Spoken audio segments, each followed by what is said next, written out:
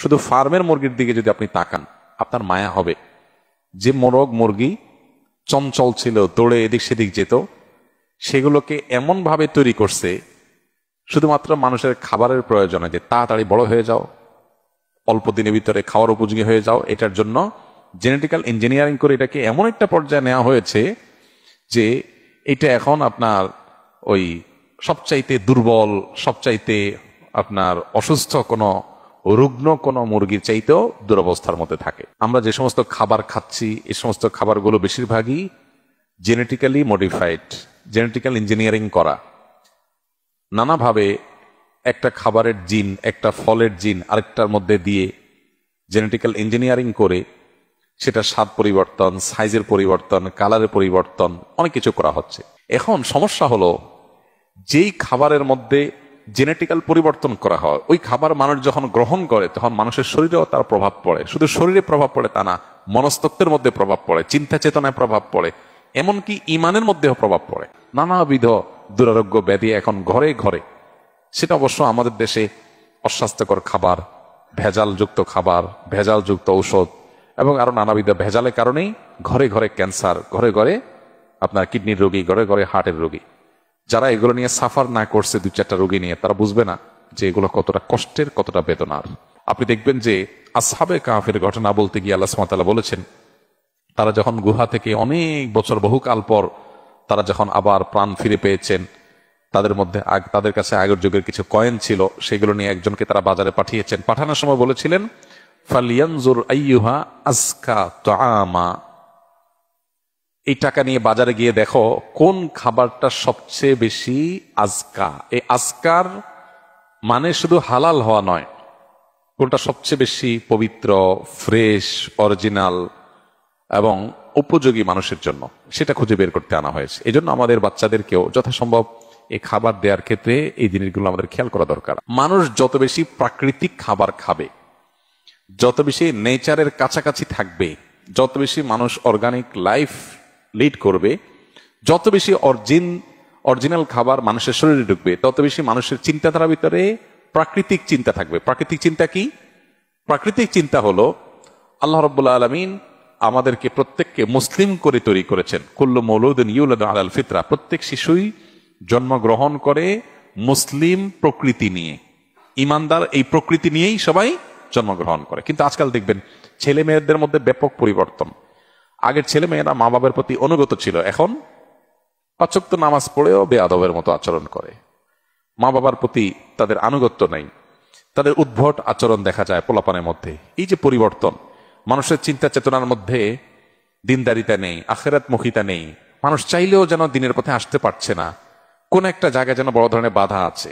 এগুলোর অনেক কারণের ভিতরে একটা কারণ এটাও যে আমরা যে সমস্ত খাবার গ্রহণ করছি, এই খাবারগুলোর মধ্যে কৃত্রিমতা আছে, ভেজাল আছে। আমরা শুধুমাত্র প্রসেসিং ফুড পাইলেই সেখানে গিলছি গোগ্রাসে, আমরা একটা বড় ফল পাচ্ছি, খুশি হয়ে যাচ্ছি। একটা ছোট ফলকে, যেটা প্রকৃতিগতভাবে একটা ছোট সাইজের হয়, ওইটাকে বড় করার জন্য বড় কোনো ফলের জিন এনে সেখানে দিয়ে জেনেটিক্যালি মডিফাইড করে ওইটাকে বড় করা হচ্ছে। আমরা তো খুশি হয়ে যাচ্ছি, অনেক বড় ফল খাচ্ছি, কিন্তু এই জিনগত পরিবর্তন যে ফুডের মধ্যে করা হয়েছে, ওটা যখন আমরা আমাদের শরীরে গ্রহণ করছি, তখন আমাদের শরীরের মধ্যেও সেটার পরিবর্তন ঘটছে, মনস্তত্ত্বের মধ্যে পরিবর্তন ঘটছে। মানুষের মধ্যে দেখেন বিকৃত চিন্তা আসছে জীবনের বিভিন্ন ক্ষেত্রে। প্রাকৃতিক যে চিন্তা, স্বাভাবিক যে চিন্তা, এর বাইরে মানুষের মধ্যে বিকৃত চিন্তা আসছে, উল্টাটা আসছে। এই যে প্রকৃতির মধ্যে বিকৃতি, চিন্তাধারা ভিতরে বিকৃতি, মানুষের পৃথিবীতে যে বংশধারা বেঁচে থাকবে নারী পুরুষের সম্পর্কের মধ্য দিয়ে, সেখানেও দেখবেন যে নানা রকমের রুচির মধ্যে বিকৃতি আসছে। এটি কখনো কখনো অন্য অনেক 10টি কারণের পাশাপাশি খাদ্যেরও একটা প্রভাব মানুষের মধ্যে থাকে।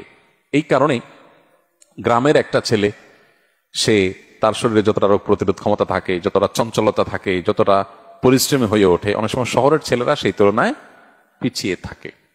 এখন করণীয় কি? করণীয় হলো সাধ্যের মধ্যে যতটুকু সম্ভব এই বিষয়গুলোতে আমরা সতর্ক থাকার চেষ্টা করা। বিশেষ করে একজন মুসলমান হিসাবে খাবার হালাল হওয়ার পাশাপাশি খাবার যাতে কোনো প্রকার ক্ষতিকর রাসায়নিক থেকে মুক্ত থাকে, যেটা আমার শরীরকে ধ্বংস করবে, জেনেটিক্যালি মডিফাইড যে সমস্ত খাবার আছে, প্রসেসিং ফুড আছে যেগুলো, এগুলো যতটুকু অ্যাভয়েড করে চলা সম্ভব। আমি জানি পরিপূর্ণ অ্যাভয়েড করা চলা সম্ভব না, আমিও পারি না। যতটুকু সম্ভব ততটুকু চেষ্টা আমাদের করতে হবে। এগুলোর সাথে আমাদের ইমানের সম্পর্ক অনেক সুনিবিড়। শুধু হালাল না, খাবার যতটা ফ্রেশ হবে, ভেজাল মুক্ত হবে, আমরা ততটা সুস্থ থাকবো, শারীরিকভাবেও মানসিকভাবেও, এবং ইমানও তত বেশি পরিপুষ্ট হবে। এগুলোর সাথে ইমানের অত্যন্ত সুনিবিড় সম্পর্ক আছে। আজকে উন্নত পৃথিবীতে দেখেন অনেক দিক থেকে তারা উন্নতি করেছে, কিন্তু অনেক চিন্তার মধ্যে ব্যাপক বিকৃতি ঘটেছে, ব্যাপক বিকৃতি। যেমন সমকামিতা, এটা অনেকের রুচিতে এখন আসছে, যেটা মানুষের প্রকৃতি বিরুদ্ধ, যেটা ছিল না মানুষের মধ্যে বাই নেচার, এটা ছিল না। এটা ছিল রোগের মতো, রোগী হিসাবে কিছু মানুষের মধ্যে, এখন এটা অনেকটা স্বাভাবিক হয়ে যাচ্ছে মানুষের মধ্যে। সৃষ্টিগতভাবে প্রত্যেকটা মানুষ জন্মগতভাবে হাদিসের বর্ণনা অনুযায়ী আল্লাহর প্রতি বিশ্বাসী হয়ে গড়ে উঠবে, অথচ এখন হচ্ছে উল্টা। মানুষ বিশ্বাসী মানুষের মধ্যেও সন্দেহ, সংশয় সৃষ্টি হচ্ছে, তার মধ্যে বিভ্রান্তি তৈরি হচ্ছে। এগুলো কিন্তু অনেক সময় খাদ্যের প্রভাব হয়ে থাকে। আমি শুধু খাদ্যের কথাই বলছি না, আর অনেক কারণ আছে, খাদ্যের একটা বড় প্রভাব এখানে থাকে। তো এই জন্য এই বিষয়টা খুবই গুরুত্বপূর্ণ। আমরা হয়তো অনেকে বলবো যে আজ পৃথিবীতে মানুষের যে সংখ্যা, যে পপুলেশন, এখানে যদি এভাবে জেনেটিক্যাল ইঞ্জিনিয়ারিং না করা হয়, হাইব্রিড খাবার উৎপাদন করা না হয়, অমুকটা তমুকটা যদি না হয়, তাহলে সেক্ষেত্রে মানুষ তো না খেয়ে মারা যাবে, বা এত খাবার কোথায় পাবে? দেখুন, অল্প খাবারেও যখন বরকত থাকে, কল্যাণ থাকে, তখন সে অল্প খাবারটা অনেক সময় অকল্যাণের অনেক খাবারের চাইতে উত্তম হয়। কল্যাণের অল্প খাবার অকল্যাণের অনেক খাবারের চাইতে কি হয়? উত্তম হয়। অতএব আজকের এই পৃথিবীতে আমাদের মুসলমানদের এই বিষয়গুলো নিয়ে ভাবতে হবে। বিশেষ করে খাদ্য গ্রহণের ক্ষেত্রে, লাইফস্টাইলের ক্ষেত্রে যতটা স্বাভাবিক জীবনযাপন, যতটা প্রাকৃতিক জীবনযাপন করা যায়, বিশেষ করে খাদ্যের ক্ষেত্রে আল্লাহ তাআলা আমাদেরকে সেই তৌফিক দান করুন। এর সুফল যে আমরা পাবো সেটা বলার অপেক্ষা রাখে না। আমাদেরকে ইসলাম মেসওয়াক করতে বলেছে।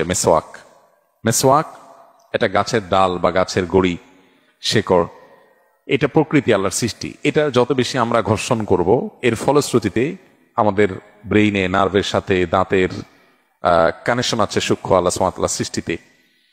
তো এর ফলে আমাদের ঈমান বৃদ্ধি হয়। নবী করিম সাল্লাল্লাহু আলাইহি ওয়াসাল্লামের জীবনের শেষ আমল মেসওয়াক করতে করতে দুনিয়া থেকে চলে গেছেন। অনেক উলামা ইকরাম বলেছেন মেসওয়াক বেশি করার মাধ্যমে ঈমানের মৃত্যু নসিব হয়। এর বিপরীতে আমরা নানাবিধ উপায়ে আমাদের দাঁত পরিষ্কার করতে পারি, সেগুলো নিষেধ না, শরীয়তে হারাম না, কিন্তু ভেতরগতভাবে আমাদেরকে যদি আমাদেরকে উপকার পৌঁছানোর ব্যাপারটা যদি আমরা খেয়াল করি বা চিন্তা করি, তাহলে দেখব যে মেসওয়াকের মধ্যে বিশেষ কিছু স্পেশাল উপকারিতা আছে, যেগুলো অন্য যে টুলগুলো আছে দাঁত পরিষ্কার সেগুলোতে নেই। আমি বলছি না যে অন্য কোনো মাধ্যম, ব্রাশ ইত্যাদি, পেস্ট ইত্যাদি, আপনার ফ্লোরাইড ইত্যাদি ব্যবহার করা যাবে না, সেটা হারাম হালালের কথা বলছি না। বলছি যে মানুষ যত বেশি প্রকৃতির কাছাকাছি থাকে, মানুষ ততটা প্রকৃতিগত চিন্তাধারা করতে পারে, এটা তার ভিতরে জাগ্রত হয়। আর যত বেশি নিজের এই প্রকৃতির মধ্যে পরিবর্তন সাধন করে মানুষ, তত বেশি মানুষ অসুস্থ, অস্বাভাবিক হয়। দেখুন, কলকারখানা হয়েছে, পৃথিবী উন্নত হয়েছে, আমরা অনেক খুশি, জীবনমান অনেক সুন্দর হয়েছে, আমাদের জীবনযাত্রা উন্নত হয়েছে, অনেক খুশি আমরা, সন্দেহ নেই। সেজন্য আল্লাহর কাছে শুকর আদায় করি, যারা এগুলো আমাদের জন্য সহজ করেছে তাদের কাছে আমরা কৃতজ্ঞ। কিন্তু সেই সাথে এটাও তো আমাদের স্বীকার করতে হবে যে কলকারখানার উন্নতির ফলশ্রুতিতে, শিল্প বিপ্লবের ফলে পরিবেশের মধ্যে ব্যাপকভাবে বিপর্যয় হয়েছে, এবং পরিবেশ কিভাবে ক্ষতিগ্রস্ত হচ্ছে আজকে গোটা পৃথিবীর মানুষ সবচেয়ে বেশি চিন্তিত যেটা নিয়ে, সেটা হলো পরিবেশ। বিশ্বের মোড়লদের সবচেয়ে বেশি বাজেট থাকে পরিবেশ রক্ষার জন্য। উন্নত দেশগুলোতে প্রত্যেকটা দেশে দেখবেন যে তারা পাগল পড়া শুধু পরিবেশ রক্ষার জন্য, কারণ পৃথিবীর পরিবেশ শেষ হয়ে যাচ্ছে, ধ্বংস হয়ে যাচ্ছে। তো অনেক জিনিস আছে বাহ্যিক দৃষ্টিকোণ থেকে অনেক উপকারী হলেও অন্তর্নিহিতভাবে আমাদেরকে অনেকভাবে ক্ষতিগ্রস্ত করে। তো ন্যাচারাল ফুডের বিপরীতে অপ্রাকৃতিক যে সমস্ত খাবার আছে, প্রসেসিং ফুড আছে, জেনেটিক্যাল ইঞ্জিনিয়ারিং করা ফুড আছে, এগুলো অনেক ভালো লাগে আমাদের কাছে। আমরা দেখি এগুলো আমাদের জীবনযাত্রাকে অনেক সহজ করে দিয়েছে, কিন্তু এগুলো অন্তর্নিহিত যে ক্ষতি আছে সেগুলো আমরা অনেকেই আঁচ করি না। তো এই উন্নত জীবনের পেছনের কিছু দুঃখজনক গল্প আছে, এগুলো আমাদেরকে বুঝতে হবে, উপলব্ধি করতে হবে।